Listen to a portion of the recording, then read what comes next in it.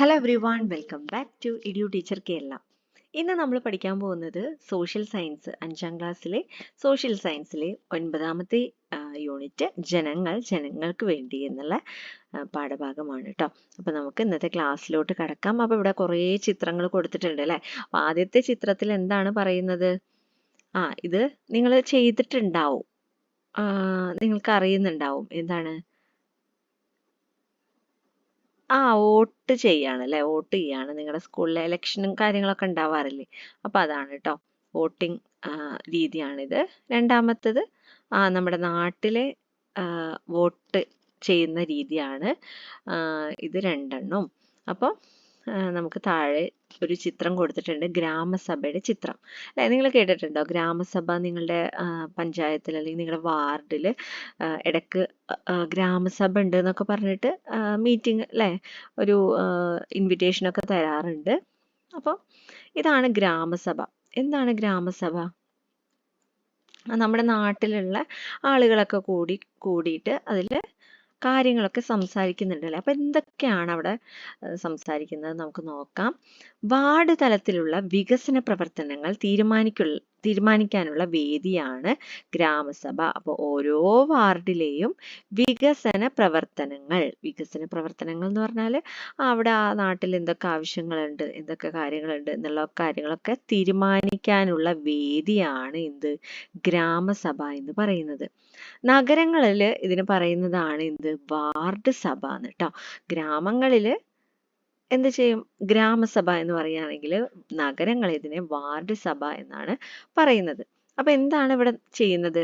വാർഡിലെ എല്ലാ വോട്ടർമാരും ഗ്രാമസഭയിൽ അല്ലെങ്കിൽ വാർഡ് സഭയിൽ പങ്കെടുക്കണം അല്ലെ. പങ്കെടുക്കാം. ആർക്ക് വേണമെങ്കിലും, അവിടെ വോട്ടവകാശമുള്ള ആർക്ക് വേണമെങ്കിലും ഈ ഒരു ഗ്രാമസഭയിൽ പങ്കെടുക്കാം.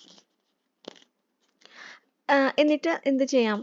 നിങ്ങളുടെ അഭിപ്രായങ്ങൾ പറയാം. ചർച്ചകളിൽ പങ്കെടുത്ത് അഭിപ്രായം പറഞ്ഞ് നിങ്ങൾക്കുള്ള അവസരങ്ങളൊക്കെ നേടിയെടുക്കാം. നിങ്ങളുടെ കാര്യങ്ങളൊക്കെ നേടിയെടുക്കാം. ഓരോ വാർഡിലും നടപ്പാക്കേണ്ട വികസന പ്രവർത്തനങ്ങൾ സംബന്ധിച്ച് ജനങ്ങൾ ഗ്രാമസഭയിൽ കൂട്ടായി ചർച്ച ചെയ്ത് തീരുമാനങ്ങൾ എടുക്കുന്നു.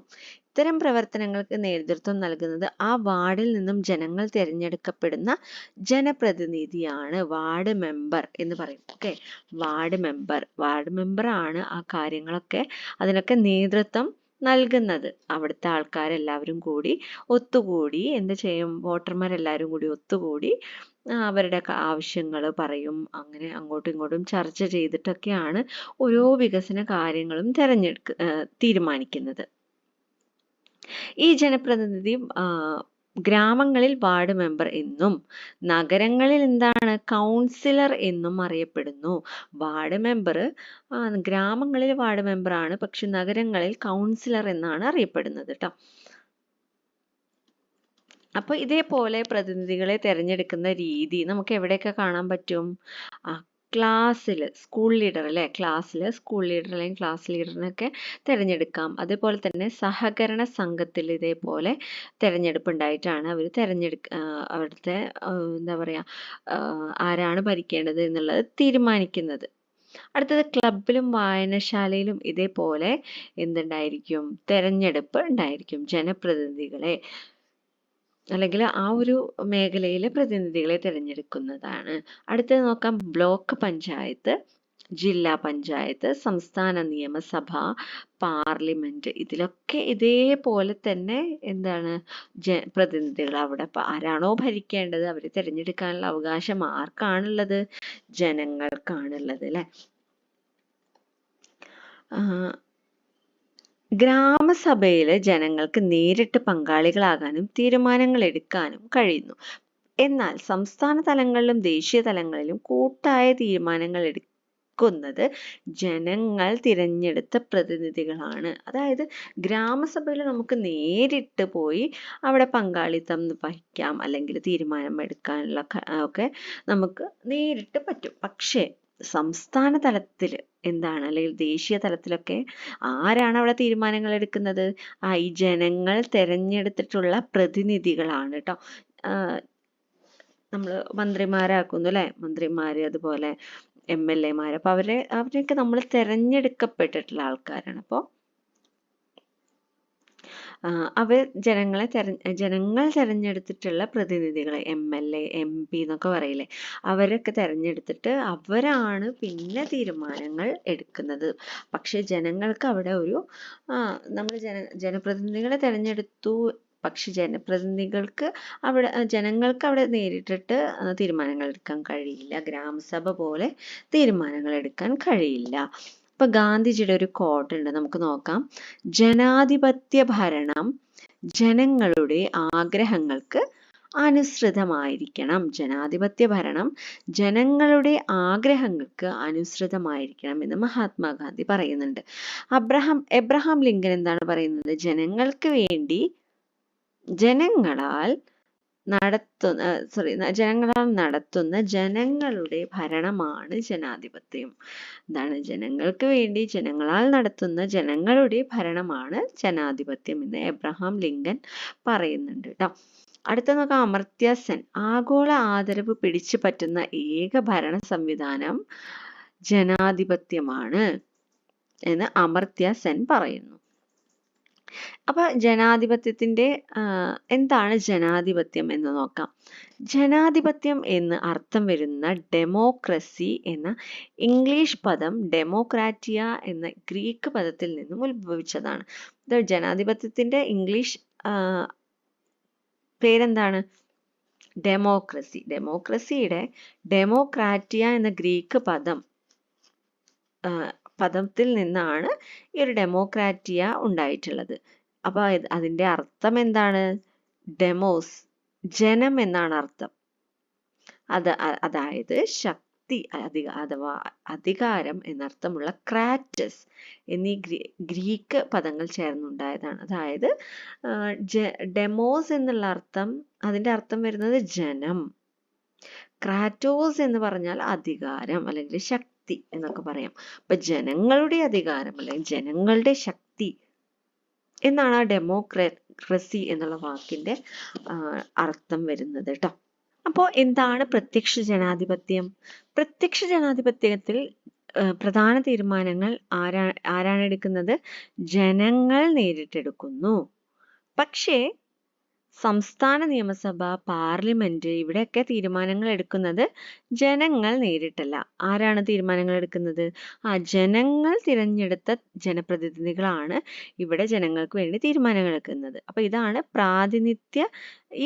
ഇത്തരം പ്രാതിനിധ്യ ജനാധിപത്യത്തെ എന്താണ്? പരോക്ഷം. പ്രത്യക്ഷം എന്ന് പറഞ്ഞാൽ നേരിട്ട്, പരോക്ഷം എന്ന് പറഞ്ഞാൽ നേരിട്ടല്ലാതെ, അല്ലെ? പരോക്ഷ ജനാധിപത്യം എന്ന് പറയുന്നു. അപ്പൊ ഇതാണ് പ്രത്യക്ഷവും പരോക്ഷവുമായിട്ടുള്ള ജനാധിപത്യം. ഓക്കെ.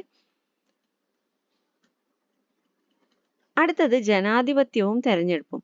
അപ്പൊ നമുക്കറിയാം, മുമ്പ് പ്രാദേശിക തലം മുതൽ പാർലമെന്റ് വരെ തങ്ങളെ ഭരിക്കേണ്ട പ്രതിനിധികളെ തെരഞ്ഞെടുക്കുന്നത് ജനങ്ങളാണ്. ഓക്കെ. പാർലമെന്റ് വരെ നമ്മൾ വോട്ട് ചെയ്ത് ജയിപ്പിക്കുകയാണ് ചെയ്യുന്നത്. സാർവത്രിക പ്രായപൂർത്തി വോട്ടവകാശത്തിന്റെ അടിസ്ഥാനത്തിലാണ് തെരഞ്ഞെടുപ്പ് നടത്തുന്നത്.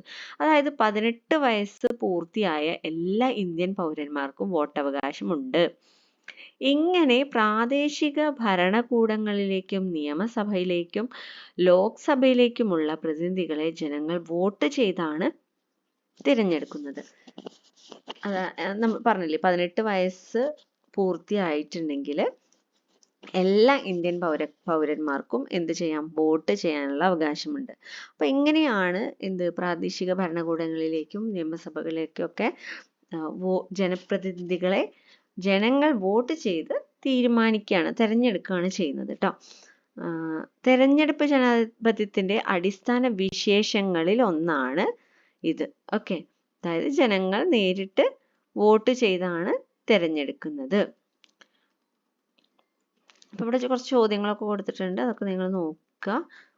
അപ്പൊ എന്താണ് തിരഞ്ഞെടുപ്പിന്റെ ഘട്ടങ്ങൾ എന്തൊക്കെയാണെന്ന് നോക്കാം.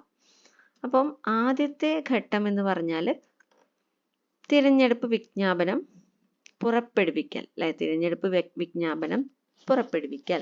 നാമനിർദ്ദേശ പത്രിക സമർപ്പിക്കൽ. അടുത്തത് നാമനിർദ്ദേശ പത്രിക സമർപ്പിക്കുന്നു. അടുത്തത് നോക്കാം, നാമനിർദ്ദേശ പത്രികകളുടെ സൂക്ഷ്മ പരിശോധന, നാമനിർദ്ദേശ പട്ടിക പിൻവലിക്കൽ, വോട്ടെടുപ്പ്, വോട്ടെണ്ണലും ഫലപ്രഖ്യാപനവും. ഇതാണ് തിരഞ്ഞെടുപ്പ് ഘട്ടങ്ങൾ എന്ന് പറയുന്നത് ആദ്യം തിരഞ്ഞെടുപ്പ് വിജ്ഞാപനം പുറപ്പെടുവിക്കുന്നു, നാമനിർദ്ദേശ പത്രിക സമർപ്പിക്കുന്നു, നാമനിർദ്ദേശ പത്രികകളിലെ സൂക്ഷ്മ പരിശോധന നടത്തുന്നു, നാമനിർദ്ദേശ പത്രികയെ പിൻവലിക്കാൻ ആവശ്യമുള്ള പിൻവലിക്കുന്നു. അടുത്തത് വോട്ടെടുപ്പും വോട്ടെണ്ണലും ഫലപ്രഖ്യാപനവും. ഇതാണ് തിരഞ്ഞെടുപ്പ് ഘട്ടങ്ങൾ എന്ന് പറയുന്നത്. അപ്പൊ എന്തൊക്കെയാണ് ജനാധിപത്യത്തിന്റെ നിലനിൽപ്പിന് ആവശ്യമായിട്ടുള്ള ഘടകങ്ങൾ എന്ന് നോക്കാം. ആദ്യത്തെ ഘടകം എന്ന് പറയുന്നത് നിയമവാഴ്ചയാണ്. അപ്പൊ എന്താണ് നിയമവാഴ്ച? എല്ലാവരും നിയമത്തിന് മുന്നിൽ തുല്യരാണ്, അല്ലെ? നിയമങ്ങൾ അനുസരിക്കാൻ എല്ലാവർക്കും ബാധ്യതയുണ്ട്. നിയമങ്ങൾക്ക് മുന്നിൽ എല്ലാവരും തുല്യരാണ്, അല്ലെ? അതുപോലെ തന്നെ എല്ലാവരും നിയമങ്ങൾ അനുസരിച്ചിരിക്കണം. ഓരോരുത്തരുടെയും ബാധ്യതയാണ് എന്ത്? നിയമങ്ങൾ അനുസരിക്കുക എന്നുള്ളത്. ആരും നിയമത്തിന് അതീതരല്ല.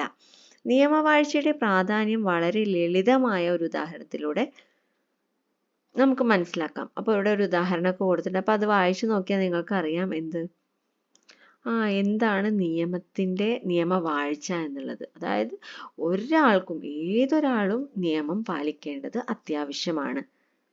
ഓക്കെ, അപ്പം എത്ര വലിയവനായാലും എത്ര ചെറിയവനായാലും എല്ലാവരും നിയമത്തിന് മുന്നിൽ എന്താണ്? തുല്യരാണ് എന്നുള്ള കാര്യമാണ് ഇവിടെ നിയമവാഴ്ച എന്നുള്ളതിൽ പറയുന്നത് ട്ടോ. സാമൂഹ്യ സാമ്പത്തിക നീതി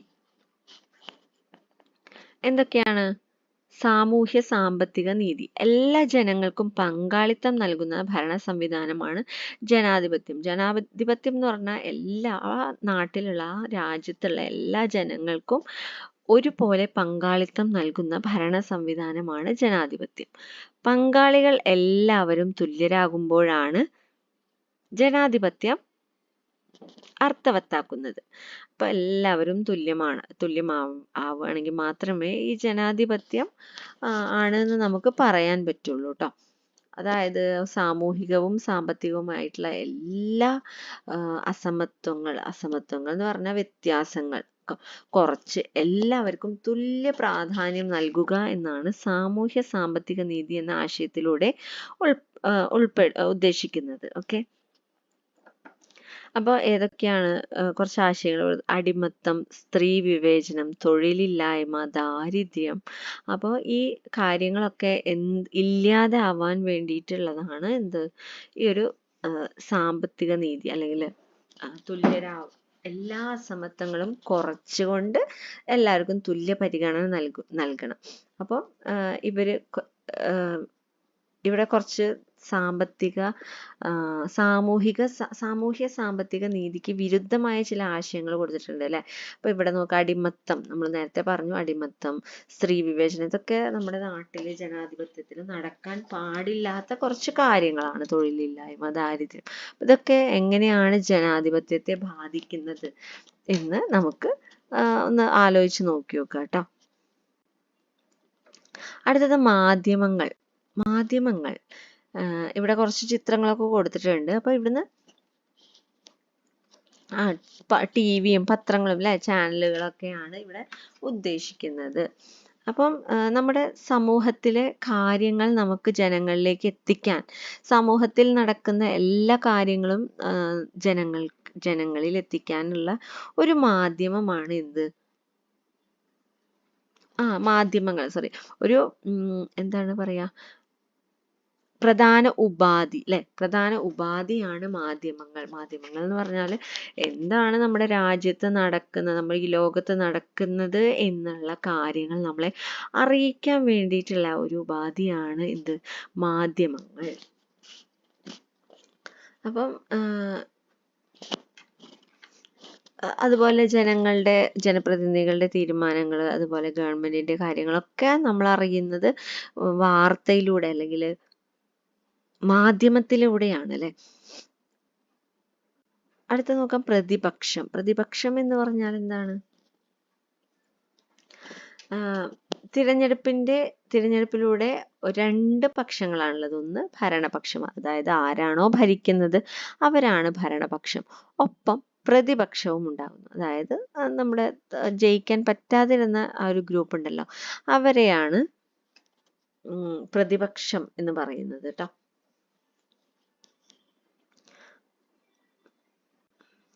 അടുത്തത് ജനാധിപത്യം ഒരു ജീവിത രീതി. ഒരു ജീവിത രീതി എന്ന നിലയിൽ ജനാധിപത്യ മാനുഷിക മൂല്യങ്ങൾക്ക് വ്യക്തി സ്വാതന്ത്ര്യത്തിനും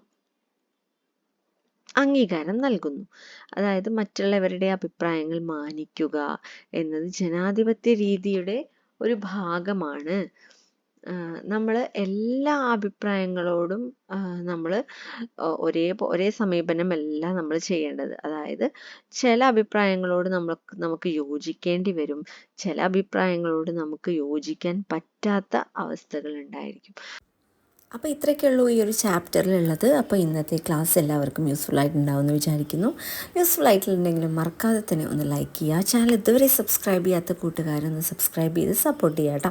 അപ്പോൾ ഇനിയും തുടർന്ന് നമുക്ക് SCERT ക്വസ്റ്റ്യൻസും അതുപോലെ തന്നെ ചാപ്റ്റേഴ്സൊക്കെ ഡിസ്കസ് ചെയ്യാം. അപ്പോൾ ഇനി അടുത്ത ക്ലാസ്സിൽ കാണുന്നത് വരെ എല്ലാവർക്കും നല്ലൊരു ദിവസം ആശംസിക്കുന്നു. Thank you for watching.